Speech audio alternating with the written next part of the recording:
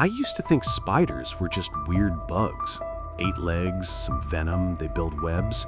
But the more I learned about them, the more I realized something genuinely disturbing. Spiders aren't just weird, they're biologically impossible. Or at least, they shouldn't work as well as they do. Take their blood. Spiders don't have blood pressure like we do. Instead, they use hydraulic pressure from their hemolymph, basically their version of blood, to extend their legs. They're walking around on liquid-powered limbs. And when they die, they curl up into that classic spider pose because the pressure drops. They're literally deflating. But that's just the beginning. The deeper you go, the stranger it gets. Spiders have been around for 400 million years. That's older than trees, older than flowers, older than anything you'd recognize as a modern landscape. They've survived every mass extinction event Earth has thrown at them, including the asteroid that killed the dinosaurs. And here's something most people don't know. Spiders aren't insects. Calling a spider an insect is like calling a human a fish. They split from the insect lineage over 500 million years ago. So what makes spiders so different? Why did evolution create something this bizarre? Let's start with their webs. Spider silk is one of the most remarkable materials in nature. Pound for pound, it's stronger than steel. Some spider silk is tougher than Kevlar. And spiders don't just produce one type of silk.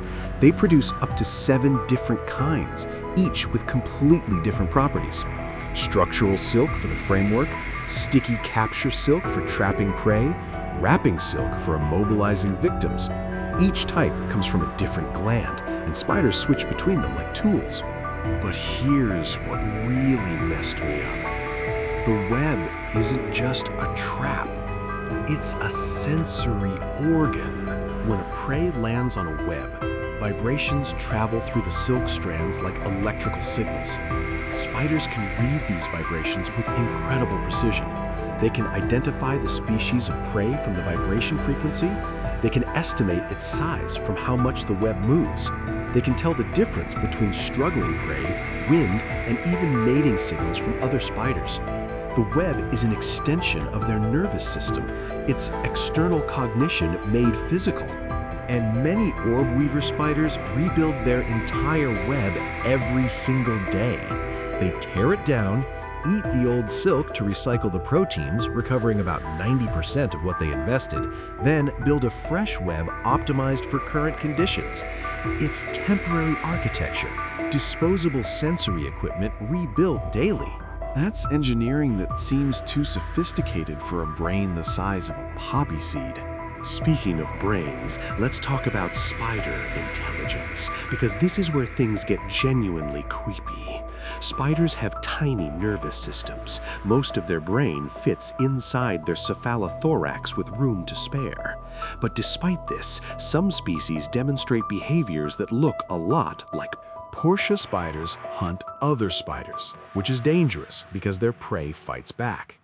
When a Portia spider hunts, it doesn't just charge in, it performs reconnaissance. It observes the target web from a distance, sometimes for extended periods, analyzing the structure and position of its prey. Then it executes a detour, approaching from an angle that minimizes detection. This suggests spatial memory and route planning, cognitive abilities we usually associate with vertebrates, not creatures with brains smaller than a grain of sand. One hypothesis is that spider cognition is heavily embodied. Their intelligence isn't centralized in their brain the way ours is. It's distributed across their sensory systems. The web becomes part of their thinking. Their hydraulic legs provide real-time feedback. The thousands of sensitive hairs covering their bodies create tactile environmental maps. Spider intelligence might not work like ours at all. It might be a form of cognition we don't even have a framework for understanding. And their sensory systems are genuinely insane. Most spiders have 8 eyes, but jumping spiders have something extraordinary: telescopic retinas. Their front-facing eyes have layered retinas that move internally, scanning their environment without any head movement. They can see ultraviolet wavelengths invisible to humans. This visual acuity allows jumping spiders to hunt without webs, launching themselves at prey from distances up to 50 times their body length. But beyond vision, thousands of specialized hairs called trichobothria cover spider bodies. These hairs detect air movements as small as 1/10 the width of a human hair. Some species use them to detect insect wing beats before prey even touches their web. One study found certain spider hairs respond to sound wave frequencies, meaning spiders can effectively hear without ears through mechanical deflection of these sensory structures. Then there's venom. Spider venom didn't originally evolve for killing. It evolved for digestion.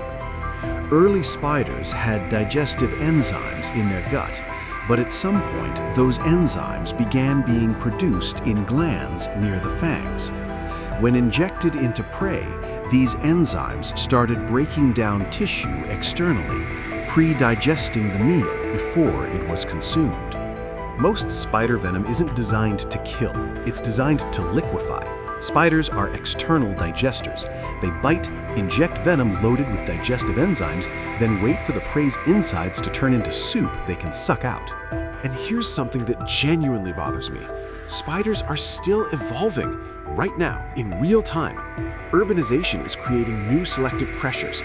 Some species have adapted to artificial light, building webs near streetlights to exploit concentrated insect prey. Others have shifted their activity patterns to avoid light pollution. There's evidence some species are evolving to live almost exclusively indoors, becoming what scientists call synanthropic spiders. They're thriving in human structures, hunting household pests. These populations are isolated from their outdoor relatives and potentially undergoing real-time speciation. Climate change is driving shifts too. As temperatures rise, spider ranges are expanding. Tropical species are moving into previously temperate zones, creating new predator-prey dynamics. Spiders survived the asteroid that killed the dinosaurs. They've persisted through ice ages, supervolcano eruptions, and multiple mass extinctions. And they're not slowing down. If anything, they're accelerating. Barring catastrophe, they'll almost certainly outlive us.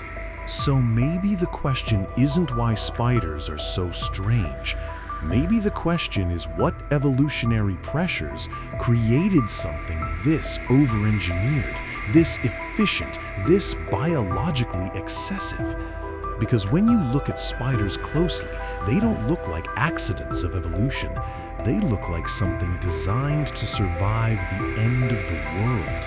What do you think? Are spiders the most over-engineered creatures on Earth? Or is there something even stranger out there? Let me know in the comments. And if you want more videos like this, hit subscribe. I've got plenty more nightmare fuel coming your way.